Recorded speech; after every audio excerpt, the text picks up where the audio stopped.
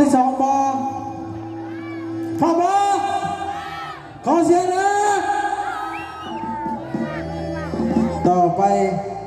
เราจะหับซบละครต่อในตอนหนึ่งเนาะที่ผ่านไปแต่นี่เป็นตอนที่สอง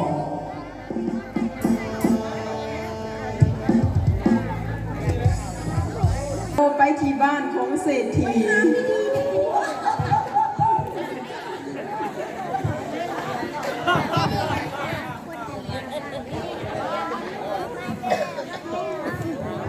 โอ้ยเมื่อยเลยโยชูเอาในไรเดี๋ยวนี้ป้าเนี่ยมันเป็นอะไรสิก็ว่าอยู่ได้ถามมามันก็เป็นมือไรนี่ เมื่อยลูกมันก็จะคิดเป็นอย่างนี้ก็เรา อยากหน้าก็เพราะอยากหน้าเลยโอ้ชู ผมคุณนะคุณนะแค่ทางพี่นี่แหละดูนี่เด้อก็ไปกันก็ไปนี่ก่อนจะมาก่อนมาเอาไปเลยไปกูก็ว่าเลยอาบละมากี่เม้นก็เม้นเชียวอาบก็จะอาบด้วยบ่กูเบิ่งไม่ได้อ่านซองเบื่อเลย โอ้ยย่างไปหาผู้สาวนี่ก็ไกลเถอะเนาะ เดี๋ยวคือทางแหวกไปเองผู้สาวค่ะดูกระจุกว่าจักค่ะอันนั้นเจ๊เฮ้ยปืนอย่างเงี้ย โอ้คืออยู่เฮ้ยกูเจอไปมึงว่าได้หมื่นจุดหน้าตาของตัวเป็นลูกสาวก็เลยไปพุ่นธนาคารนี่นะ โอ้หน้าตากูคือปานนั้นพวกแกขายกระเสียบเลยมึงน่ะใกล้แล้วไปนั่งกัน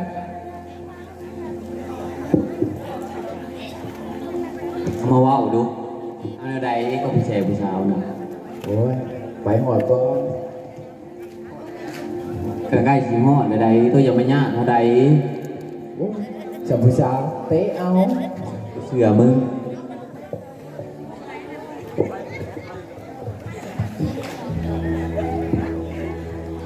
เจอฮอดของกูได้ของกูว้ายยุดก็กับพวกตัวนี่สมมติอยู่กลางทุ่งเนาะอ้าวนี่ยังกลางทุ่งที่มีแต่เที่ยงกระทงหน้าแล้วว่ามึงนั่งอยู่แม่ไปจังหวะมันทำเฮ้ยกูลืมยังหนึ่งเฮ้ยโอ้ยมึงเนาะมึงเนาะ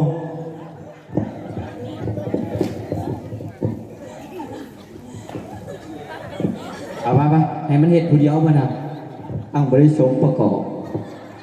โอ้ยส่งกูที่อยากกูพูดไม่ได้บอกกูนะชุนชุนปลาไผ่ไว้ปลาไผ่โอ้ลืมกระเท่านั่นเชียวโอ้น้ำไปแม่สัวนะเกี่ยวยังว่าจะว่าเรากินอ้อยเขาเบิร์ดแต่ว่าจังเนาะพออะไรอยู่บ่เลยอยู่ดีแล้วตายเลยบอกไม่ได้ผูกไว้แค่ในเล่าบนนี้อย่าไปรู้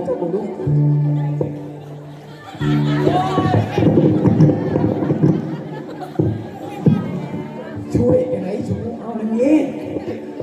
พอถกแล้วจังนี่ตายแล้วจ้าลุงไงลุง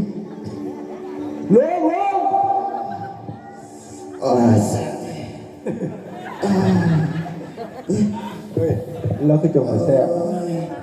จมแล้วลุกขึ้นก่อนมันบอกแม่มาแซ่บแล้วบอกว่าแซ่บ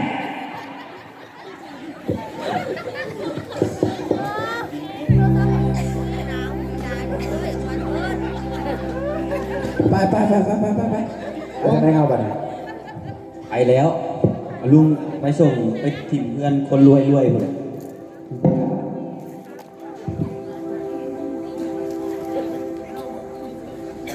อยู่ที่เรือนของเศรษฐี มาแล้ว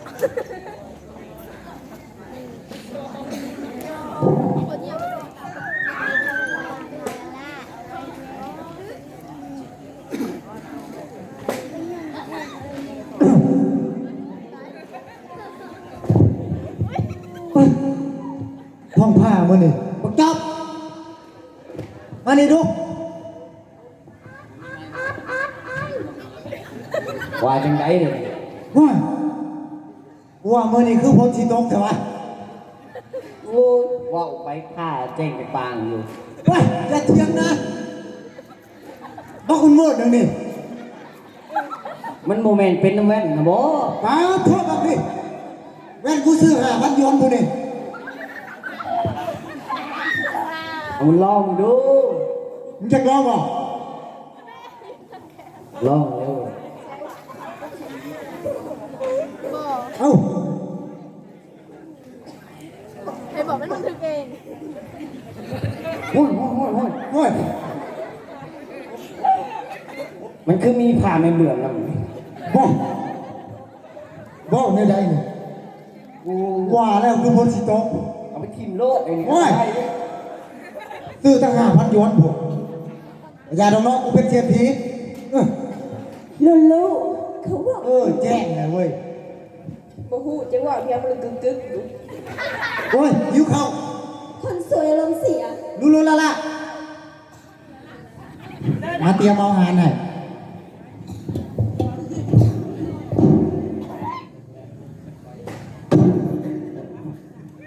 แอบกัน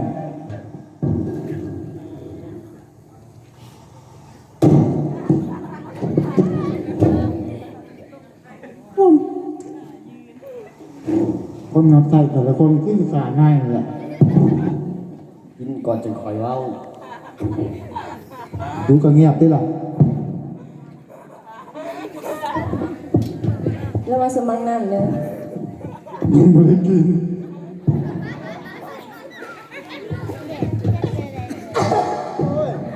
กูจิแพ้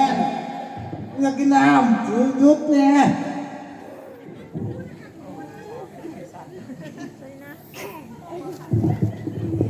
ชอบอยากจะ อยากทำวะผมจับ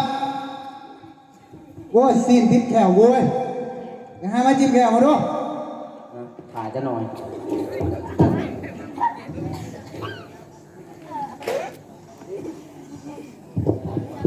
ลูกไม่จิกแขว มันก็ไม่เหิงเดียววะมันไปชื่ออยู่ประเทศนอกผมว่ามันจะแก้วเลย รัสเซียไปไหม เอาเลย อุ้ย เอาเลยเป็นยังไงนี่ มึงชื่อมาขากูบ่ อ๋อไม่กินแขวได้นี่ โอ้ไปซื้อมาแต่ไหนนี่ สาลัดโผ ว้ายสี่เพิ่งไหนนี่ เคยไปบ่ กูไปเชียร์ทีไหนกูไปบดก่อนกูเนี่ยกูมีเงินจ้างมึงเคยไปอยู่บ่ เคยเห็นแล้วนี่ ไปไหนโอ้ไม่ทัน เอาลองเบิ่ง ลองดูจักบัตร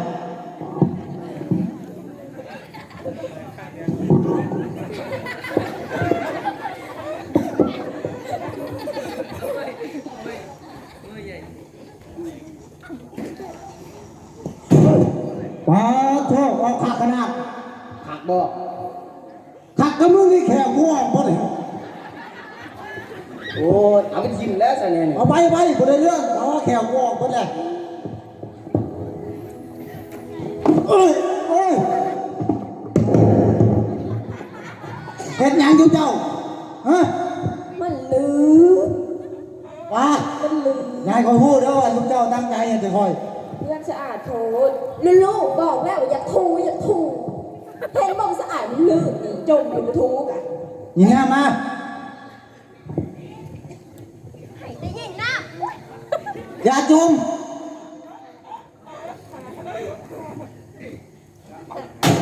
โอ้ยคือเห็นแห้งแก มันจะบ่คอย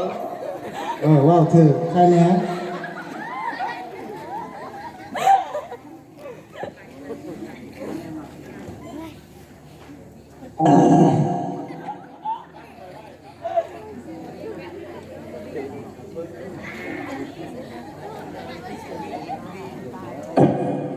ดูแกล้งกับลุงดูแกล้งดู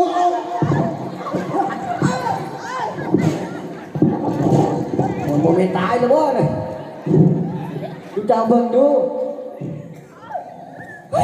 ลื่น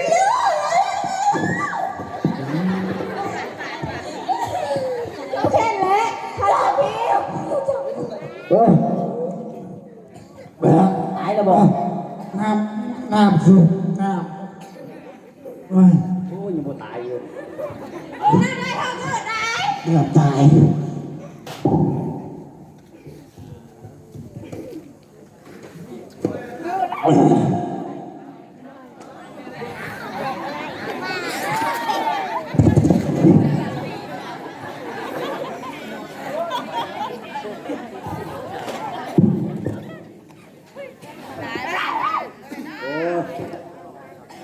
โอ้ยนานหอดอยู่เด้เงินเศรษฐีนี่เนาะหามสองเถื่อเลยยังบ่หอดอยู่ ตะเว้นก็คือมีลายดอก เอาเว้นเลยยาวเว้น ป้อแหงขนาด นวดเอาพาลุงเวเวใส่ผู้สาวนะ ใส่ อันหนาดังขมุก ใส่ เสือท กูเด้อ เอาขึ้นหนักนะเอากูบอกเลยพ่อนะทุกหาเลย ว่าเลยเบิ่งในแม่เลยหลังมุมบ้านก็แรงไปขี้กากจังน่ะ บ่แม่จีดเกี่ยวหาม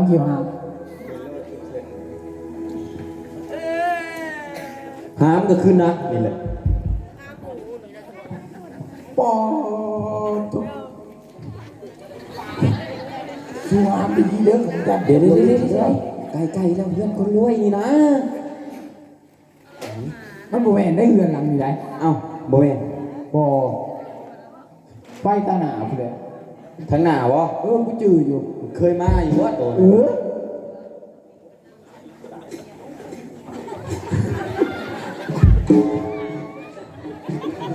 เร่ ไว้อยู่บ่ลุงวะ พูดปากเดี๋ยวนะ เบิ่งคือคนชอบใจ ใจสอปานนี้พูดชูนี่ไหนชูนี่คือ บ่แม่นเฮือนหมอเอาอันนั้นมาจิ้มเขียวยิ่งใหญ่เลยเด้อ กูก็ว่าอยู่รวยปานนั่นผู้สบสู้ กูได้ยินว่าแขวหล่อนเบิด โอ้ยให้มันตายแน่มันชั่วปานนั่นน่ะ เอามันแม่กูหลับป้าเล่าอยู่นี่นะชูโอ้ยเพื่อนไงไปต่อได้ ไปนี่จนเลยมันเขาออกมานี่เขาให้เฮาไปต่อได้แห่งนักเลย เรื่องสาว เห็นว่าเศรษฐีเขาก็ได้ปลาลาส ลุ ลุ งเอ้ยอย่าไปกินอ้อยเขาเด้อ บ่เห็นง้อชู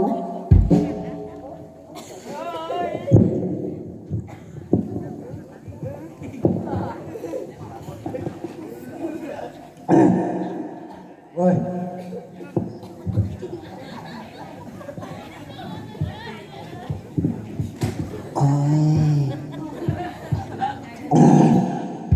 ได้บ่ทาน โยกกระแซมเลยเนาะรู้จะกินยาเด้อ โอ้ไม่ได้กินดอก รู้ยาแท้ เขาเป็นคนเห็นกับจริงไหม ๆคือกินอาหารว่ายังการสองคนนี่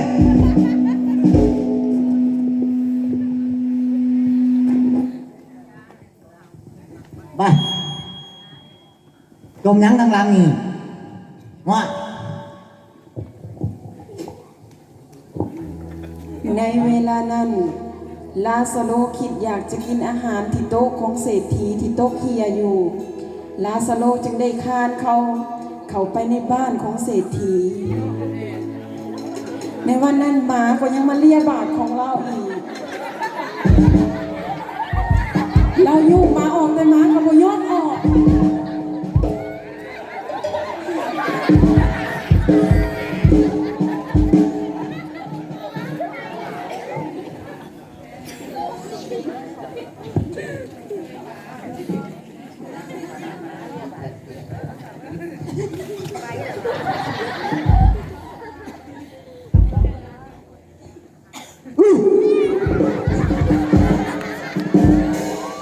เฮ้ ฮ้ยผมจอบไปเบิ่งดูนะนั่นแม่นไปเลย ขาดจะหน่อย ไปไหม โอเศรษฐีเลยตาย ไป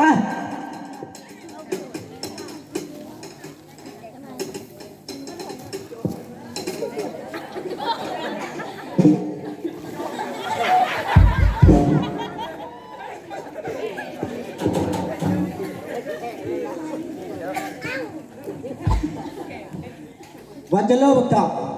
คนขอทานค่ะ มาทุกไอ้มันเข้ามาสั่น จักแล้ว ออกแล้วบ่ ออกแล้ว มามันกล้าเข้ามาได้ยังไงวะเบิ่งคนคือตายเลยเอาเก็บอาหารนี่เสียลมณ์เบิดรังกินแซ่บ จอบเก๊กไปเบิ่งเก๊กกี่ข้าว ยศไอ้กูเด้อมึงหลักเอาอาหารที่เรือนี่ไอ้พวกขอทานนี่นะประตูบ้านกูกินเนี่ย เขาให้อาหารแกเขาสิตายได้ถาดเศรษฐี เฮ้ยตายจะสาวหัวเลยเนาะ ทานบุญอายคนฉันโบทำ ปัดโชกีฬาให้ผู้ใดกูเป็นเศรษฐีผู้ยิ่งใหญ่ร่ำรวยที่สุดในแถบนี้นี่ถ้ามันอะไรที่นำความมาใหม่กูเนี่ย แต่คันเขาไม่ได้กินอาหารเขาก็จะต้องตายได้ถาด เฮ้ยตายก็ได้เลยเนาะมึงคิดว่ามึงมีคุณธรรมดิ โดยทาน ตาเพียงนี้เราคนเอาใจเนี่ยไปจัดการนาดีกูไป เพียงบ่ได้ คนใส่ยังไงเลยไหนนี่ฮะมาเฮ้ยหาตังค์เป็นยังวะ กูเป็นเมายังไม่ยุ่งว่า ไม่แม่นแค่ไหนชูจูดบอกจะจูดหลายไหม โอ้ยกระจูดเพื่อนผ่านมันใหญ่เลยดิจูดสองผู้เลย รู้แล้วล่ะเจ้าสองคนไปซ้อมมึงบักจอบแล้วหน้าประตูบ้านนะอาว่าชุมเจ้าสองคนเห็นมันหลักเอาอาหารไปให้พวกขอทานกินน่ะมาบอกใครไว้ เฮ้ยแต่ละมือมีแต่ใส่กับใส่ไป แต่คนไส้ของเศรษฐีได้เห็นลาซาโลด้วยความสงสารแล้วจึงนำอาหารให้กับลาซาโล ลาสโลนี่ของเจ้า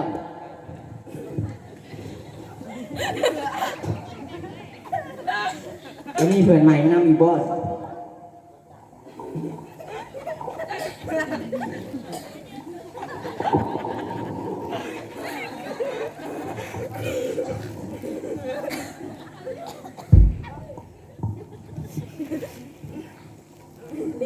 ไม่ได้เลย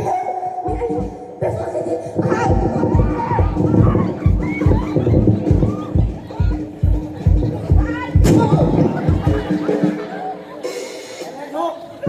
ใครไม่ยังฮะ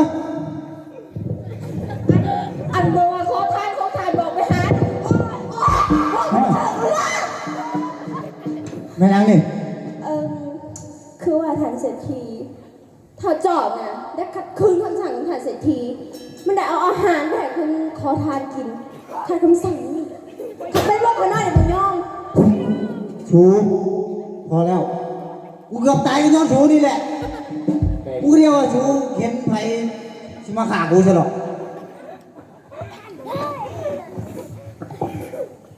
เอาไปจัดการหน้าที่ของชูกันจัดการเอง เดี๋ยวรางวัลเด็ก จะได้รางวัลบอก yes chef มันแปลว่าอะไรวะ ขนาดเป็นเศรษฐียังบ้านทองมึง หยุดกูกี่การเรียนมีแต่เอาเงินจ้างเอา อ๋อ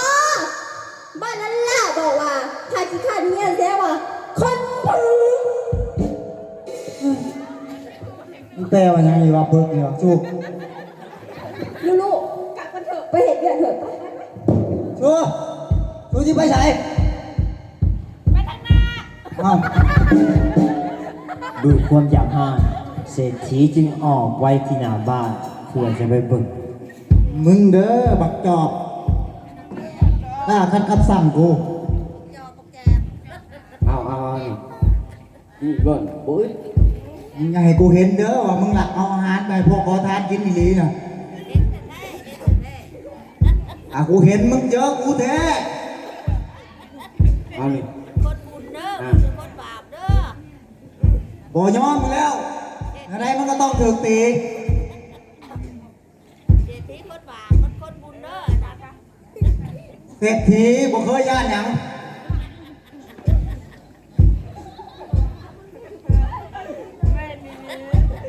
โอ้ยังหลายอยู่เอากินนี่ โอ้ กินอีก มันเลี้ยวน่ะมึงเด้อเด้อ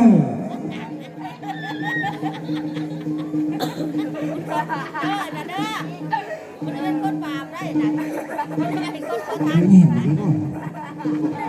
เสือ ตะกี้อิ่มบ่ คือเสือจอบเว้ยโอ้จอบโอ้ยกล้ากันกับทางกูเลย ยอมเลยขนาดยอมเลยอ่านเนี่ยดี มึงกล้าออกไปเดี๋ยวนี้ออกไป คนไหลก็ได้นะ ไป ว่าอะไรไรหน้ามันอ่ะ คนใส่กล้าครับคนสั่งส่วนมึง กูโดน ผมขอทาน อะไรแล้ว มึงอยู่กับบ้านของกูเป็นในบ้านของกูเป็นบ้านของขอทานมันเป็นไปบ่ได้บ้านกูคือบ้านเศรษฐี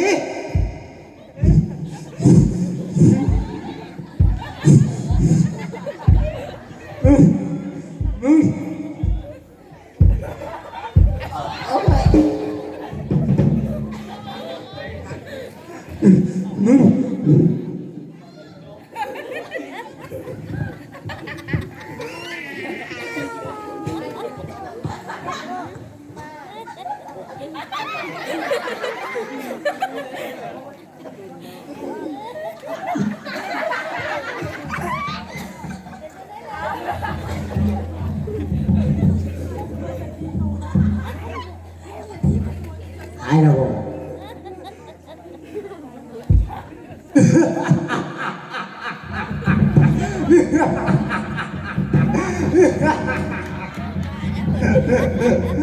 มันตายแล้ว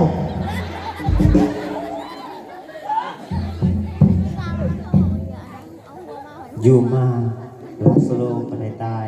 และมิทูตสวรรค์มหาเอาวิญญาณของลาไปอยู่ที่อ้อมอกของอับราฮัม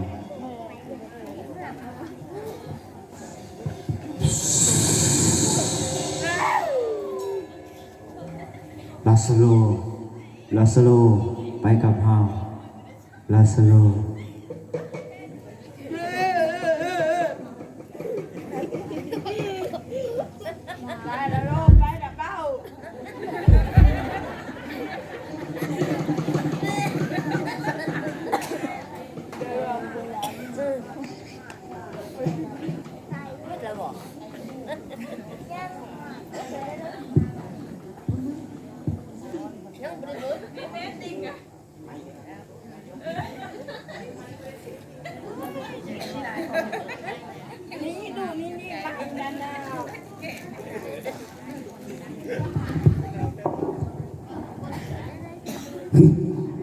เขาอยู่ที่ได้วะคือแปลกหูแปลกตาแท้โอ้ตกน้ำยืนไปต้นนี่แสงยังวะ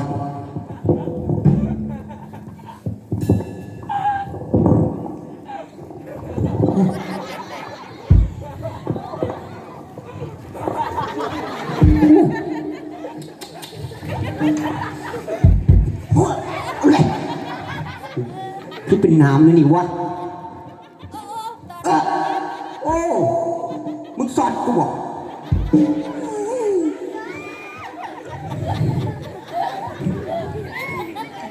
นี่ทานเป็นภายนอก เขาคือบิดาอับราฮัมขอต้อนรับสู่บ้าน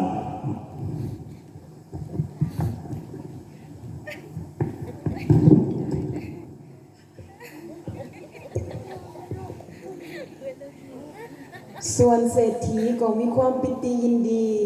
และในวันนั้นเราก็ได้ขี่ม้าออกจากบ้านของเรา ด้วยความเพลิดเพลินของเรา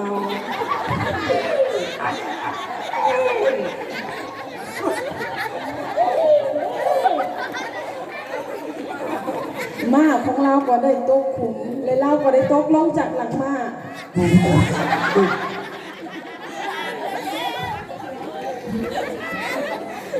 นั่นเศรษฐีก็ได้เสียชีวิตและมีทูต2 องค์มาหับเอาวิญญาณของเราไป อยู่ที่ดินแดนโมรณา เฮ้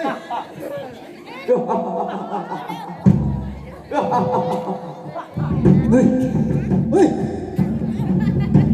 พวกเจ้า เป็นไผนี่ฮะ เอาคือจูนนะลูก เฮ้ยเขายังบ่ตายสหาย เอา เฮ้ย ไป เฮ้ยเขายังบ่ตายเฮ้ยโอ้ยบ่ไป ทอดเวลาของเจ้าแล้ว ยังเฮ้ยไปเฮ้ยเฮ้ยเฮ้ยเฮ้ย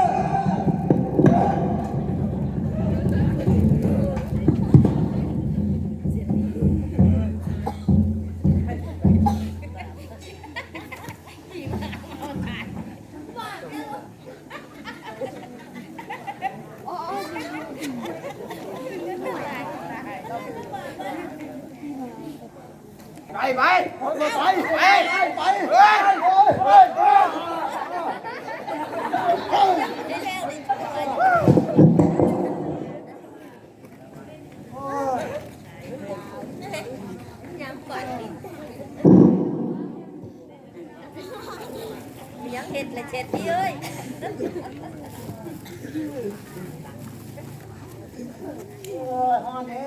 ไม่ใช่ โอ้ยฮอนเนี่ยโอ้ย โอ้ย โอ้ยฮอนฮอนโอ้ย โอ้ย โอ้ย โอ้ยฮอนเนี่ยโอ้ย โอ้ย โอ้ยฮอนเด้โอ้ยขอต้องแห้งเด้โอ้ย โอ้ย เอ้าคุณชิไปจ่อยละบัดนี้ และเศรษฐีก็ได้เหลียวไปเห็นอับราฮัมและลาซาโลอยู่อีกฝากหนึ่ง โอ้ยฮอนเด้โอ้ย โอ้ย โอ้ย โอ้ย โอ้ย โอ้โอ้บิดาอับราฮัมเอ้ยโอ้ยโปรดเอ็นดูข้าน้อยนะทอดโปรดใส่ลาสโลเอาไปในมือจุ่มน้ำมาแปะใส่ลิ้นของข้าน้อยให้สุ่มเย็นนะทอดพอข้าน้อยต้นถูกทรมานเหลือหลายอยู่ในแปลวไฟนี่โอ้ยหอนเดียว ลูกเอ๋ยจงระลึกถึงข้าวที่เจ้ายังมีชีวิตอยู่ เจ้าได้หับแต่ของดีๆสำหรับตน ส่วนลาซาโลแล้วได้หับแต่ของบดีอย่างเดียวกันนั่นแหละแต่บัดนนี้ลาซาโลได้หับความสุขสบายอยู่ที่นี่ ส่วนเจ้าแล้วก็กำลังได้หับความทนทุกข์ทรมาน นอกจากนี้อีกระหว่างพวกเฮากับพวกเจ้ายังมีเหวเหล็กตั้งขวางกันอยู่ เพื่อว่าบ่ให้ผู้ใดที่จะข้ามจากที่นี่ไปหาพวกเจ้าได้ทั้งบ่ให้ผู้ใดจากพวกเจ้าข้ามมาที่นี่ได้อีกด้วย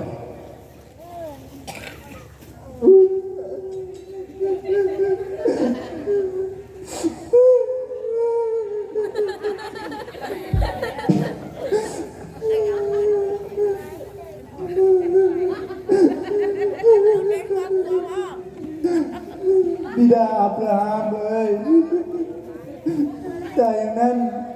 ก็ด่าบทใส่ลาสโลไปที่เรือนของพ่อกันน้อยเด้อทอดพ่อก็ดูในที่นั่นก็น้อยยังมีไอ้น้อง5 คนไอ้ลาสโลก็ตักเตือนพวกเขาเพื่อพวกเขาจะบ่ได้ลงมาในบ่อนทนถูกข์ทรมานถึงนี้เหมือนกับกันน้อย ไอ้น้องของเจ้า เขายังมีถ้อยคำของโมเสสและของพวกประกาศประธรรมอยู่แล้ว ให้พวกเขาพังถ้อยคำเหล่านั้นสา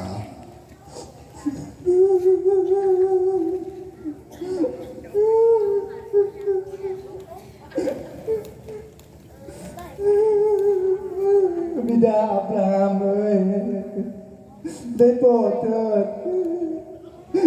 ยังบ่เพียงพอดอก แต่ถ้ามีคนหนึ่งเป็นขึ้นมาจากตายไปหาพวกเขาก็คงจะทิมใจเก่าเอาใจใหม่ ถ้าเขาบ่เสือฟังถ้อยคำของโมเสสและของพวกผู้ประกาศพระธรรมแล้ว ถึงมีคนหนึ่งคืนมาจากตาย พวกเขาก็บ่ยอมเสือเหมือนกัน โอ้บิดาพรามเอ้ยโอ้ได้โปรดเถิดซอยกันน้อยแน่โอ้อย่ามาไปซอยกันน้อยแน่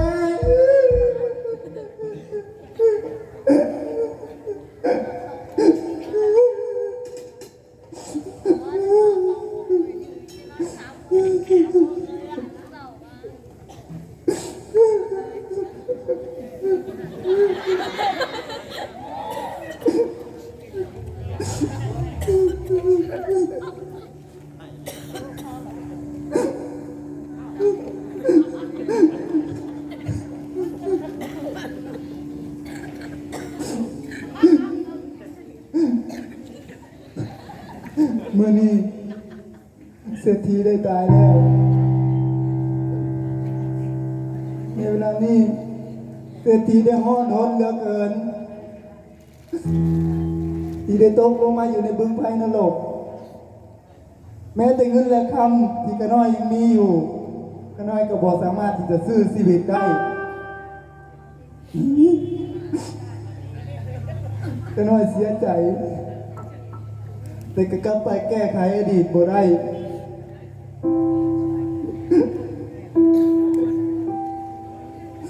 พี่น้องที่หักที่หับชมและได้ยินและได้ฟังถึงเรื่องราวของเศรษฐีนี่มันเกี่ยวข้องกันเบิดพี่น้องจากคนหนึ่งที่อยู่ในโลกนี้บ่ได้สนใจไปเลยแม้แต่ความหักและความเมตตาก็บ่เคยมีอยู่ไทยมนุษย์เราทุกคนสมควรที่ต้องมีความหักซึ่งกันและกัน